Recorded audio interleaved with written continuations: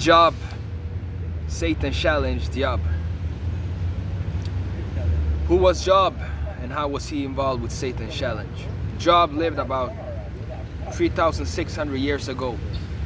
He was a good man, for Jehovah said, "There's no one like him on the earth."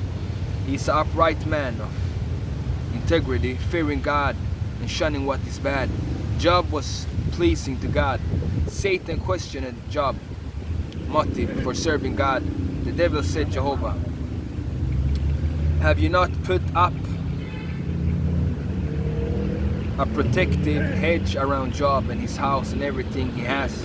You have blessed the work of his hands, and his livestock has spread out in the land. But for a change, stretch out your hand and strike everything he has, and he will surely curse you to your very face." Satan too argued that Job served God just for what he got in return. The devil also charged that if Job was tested, he will turn against God. How did Jehovah respond to Satan's challenge? Since the issue involved Job's motive, Jehovah allowed Satan to test Job. In this way, Job's love for God or lack of it will be clearly shown. So Satan soon tested Job in a number of ways. Some of Job's animals were stolen and others were killed. Most of his servants were slaughtered. This brought economic hardship. Future tragedy struck when Job's 咱们俩照一个， 10 children 咱们俩照个 died in a storm. 来来， Yeah. The Chinese wanna take a picture with me. We took a picture. See how I look big? I'm right now in Beijing, Peking, in a park here. So, further tragedy struck when Job's 10 children died in a storm. Despite these terrible events, however, Job did not sin or accuse God of doing anything wrong. So Job was rewarded for his faithful course. Satan did not give up. He must have thought that all to Job could endure the loss of his possessions, servants, and children. He will turn against God if he became sick. Imagine everything that Job lost, that he had to go through, all the struggle. He lost his money, he lost his children, he lost his possession, his servants. So Jehovah let Satan strike Job with a disgusting, painful disease. But even this did not cause Job to lose faith in God. Rather, he firmly said, "Until I die, I will not renounce my integrity." Job was not aware that Satan was the cause of his troubles. Not knowing the details about the devil's challenge of Jehovah's sovereignty, Job feared that God was the source of his problems. Still, he kept his integrity to Jehovah, and Satan claimed that Job served God for selfish reasons was proved false by Job's faithful course. Job's faithfulness provided Jehovah with a forceful reply to Satan's insulting challenge. Job truly was Jehovah's friend, and God rewarded him for his faithful course.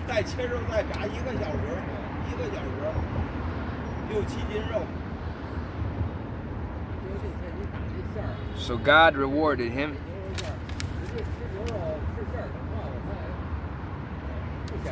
after everything he had to go through, and he will reward you.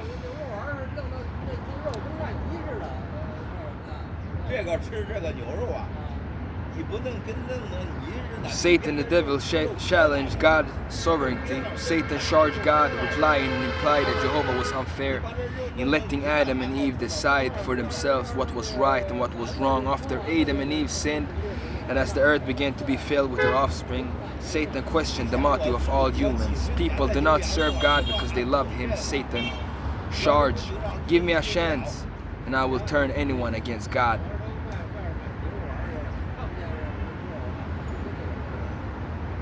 The account of the man named Job shows that this is what Satan believed.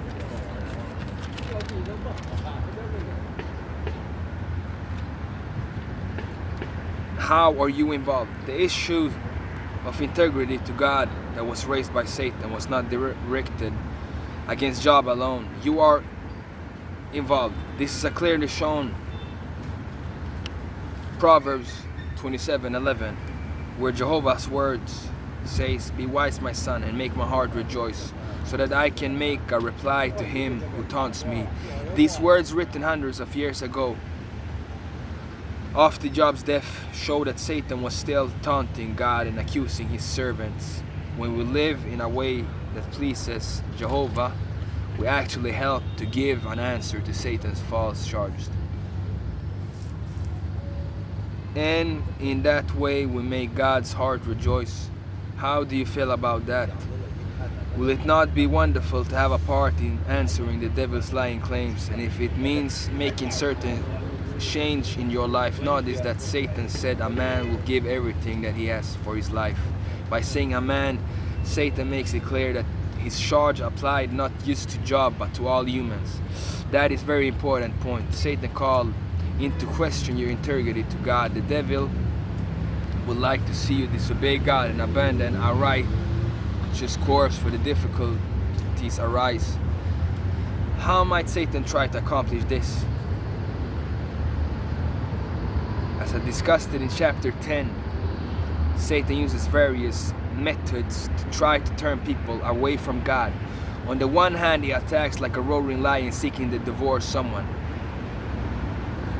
Peter 5:8, though Satan influences may be seen when friends, relatives, or others oppose your efforts to study the Bible and apply what you learn. John 15:19-20, on the other hand, Satan keeps disguising himself as an angel of light.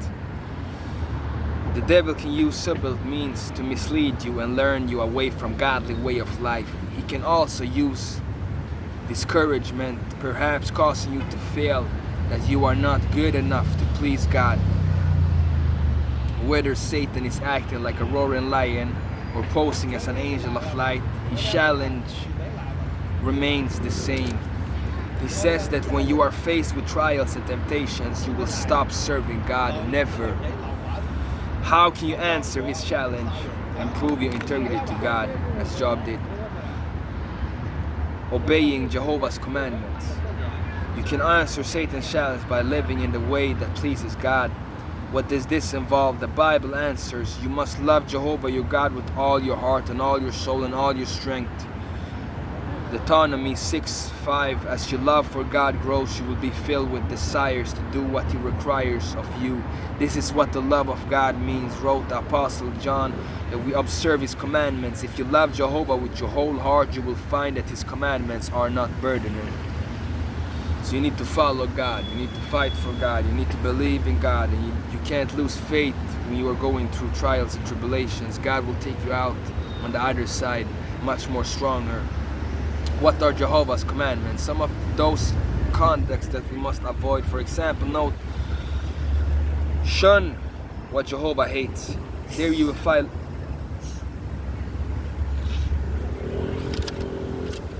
so we need to shun manslaughter, sexual immorality, spiritism, adultery, drunkenness, stealing, lying, greed, violence, improper speech, misuse of blood, refusal to provide for one's family, partitioning, wars, political controversy of this world, use of tobacco, alcohol, drugs.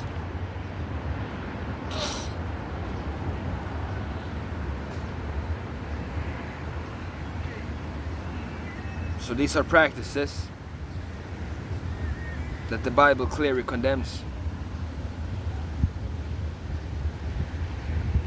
Some may not see so bad, but it gets worse and worse. So make change. The greatest challenge you have ever faced is with yourself. Living in a way that pleases God, great satisfaction and happiness.